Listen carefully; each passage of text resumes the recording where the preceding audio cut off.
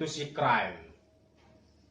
Berjumpa lagi di channel N2C Crime. Ingat, jejak digitalmu pasti ada. Berita kisruh di Partai Demokrat masih berlangsung.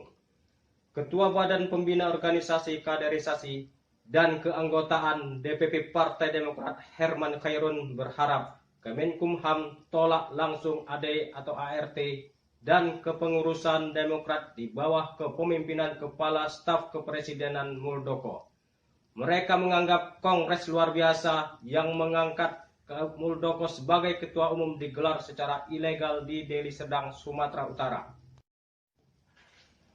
Jajaran Demokrat di bawah kepemimpinan Muldoko akan mendatangi Kementerian Hukum dan Asasi Manusia pada Selasa ini. Kedatangan jajaran Demokrat hasil KLB Deli Serdang tersebut untuk serahkan AD atau ART partai yang baru.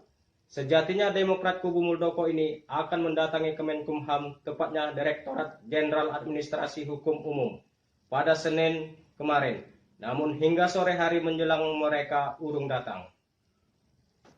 Kisruh Partai Demokrat diramalkan akan memakan waktu lama. Di tengah seriusnya pemerintah untuk mengatasi pandemi corona, ada saja kegaduhan. Rakyat hanya bisa tertawa menonton para pejabat bertikai.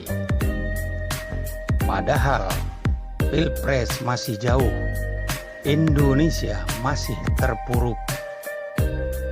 Inilah yang namanya tidak berakhlak.